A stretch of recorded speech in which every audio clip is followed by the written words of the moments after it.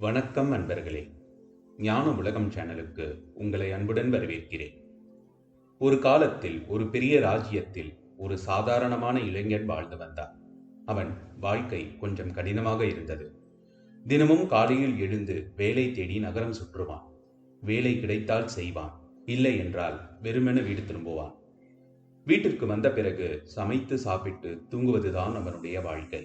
ஒரு நாள் வேலை எதுவும் கிடைக்காமலேயே ஏமாற்றத்துடன் வீடு திரும்பிக் கொண்டிருந்தான்.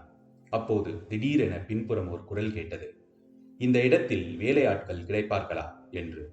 இவன் திரும்பி பார்த்தபோது 3 பெரிய பைகளுடன் நின்று கொண்டிருந்தார் ஒரு வயதான மூதவர். நான் வேலை செய்கிறேன், என்ன வேலை செய்ய வேண்டும் என்று கூறுங்கள் என்று கூறினான் அந்த இளைஞன். அதற்கு அந்த மூதவர், நான் அடுத்த கிராமத்துக்கு போகணும், 2 பைகள் சுமக்கிறேன், 3வது பையை நீ சுமக்க வேண்டும், ஏனென்றால் இது மிகவும் கனமாக இருக்கின்றது, 3 தங்க நாணயம் தருவேன் என்று கூறினார். இளைஞனும் ஒத்துக்கொண்டு பையை தூக்கினான். தூக்கியதும் அவனுக்கு அதிர்ச்சி.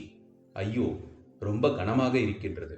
அதற்கு அந்த மூதவர் மெதுவாக சொன்னார், ஆம், அந்த பையில் விலை உயர்ந்த நாணயங்கள் இருக்கின்றது என்று கூறினார். அப்பொழுது அவனும் அந்த மூதவரும் நடைப்பயணமாக கிளம்பினார்கள். அந்த மூதவர் நம்மை கவனிக்கிறாரோ என்று அந்த இளைஞன் மனதுக்குள் சிந்திக்க தொடங்கினான். இவர் என்னை நம்புற மாதிரி தெரியல, என்னை பார்த்தா திருடம் போலவா இருக்கு, நியாயமா சம்பாதிக்கிறதுக்காக தான் இவ்வளவு தூரம் நடக்கிறேன் என்று அவன் மனதுக்குள் யோசித்துக் கொண்டிருந்தார். சில நேரம் கழித்து ஒரு ஆறு வந்தது. இளைஞன் வினோதமில்லாமல் அந்த ஆற்றுக்குள் இறங்கி நடக்கத் தொடங்கினார். ஆனால் அந்த மூதவர் கரையிலே நின்று கொண்டார். தம்பி, இது ரொம்ப ஆழமா இருக்கிறது, வயதானதால் 2 பைகளை எடுத்துக்கொண்டு போக முடியாது, நீ இன்னொரு பையையும் எடுத்துக்கொள், மேலும் 3 தங்க நாணயம் தருகிறேன் என்றார் அந்த மூதவர். இந்த இளைஞனும் ஒத்துக்கொண்டார். ஆனால் மூதவர் சற்றே தயங்கினார்.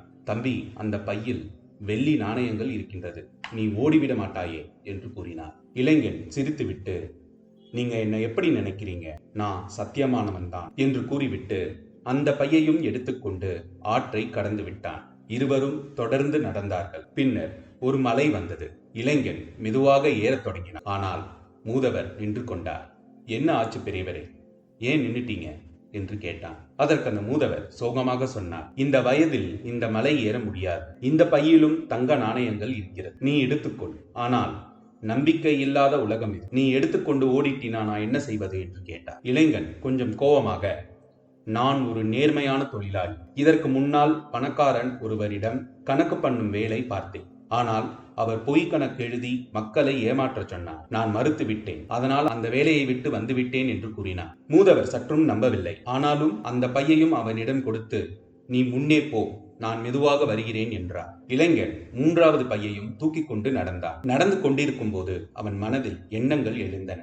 இந்த மூதவர் முதியவர், நாம 3 பைகளையும் எடுத்துக்கொண்டு ஓடிவிட்டால் வாழ்க்கையே மாறிடும், இவரால் என்ன பண்ண முடியும், 10 வருஷம் உழைக்க வேண்டிய பணம் இப்போ இங்க இருக்கு, பணம் இருந்தா பொன்னான வாழ்க்கை, அழகான பெண் கல்யாணம், பங்களா வீடு, சௌபாக்கியம் எல்லாமே கிடைக்கும்.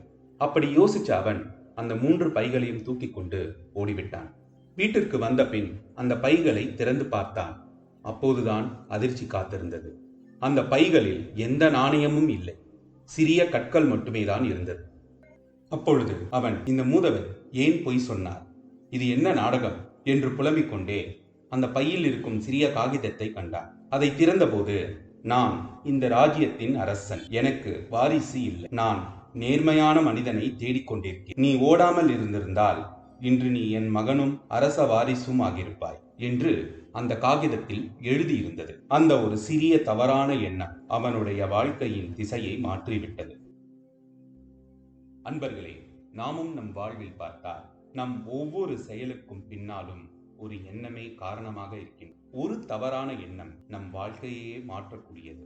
புத்தர் சொல்வார், நம்மை நம்முடைய தவறான எண்ணங்கள் தான் அதிகம் பாதிக்கின்றது என்பதை. நாம் ஒன்று புரிந்து கொள்ள வேண்டும். நம் வாழ்க்கையில் எண்ணங்கள் வார்த்தையாகிறது, வார்த்தைகள் செயலாகிறது, செயல்கள் தான் பழக்கமாகிறது, அதுவே நம் விதியாக மாறிவிடும்.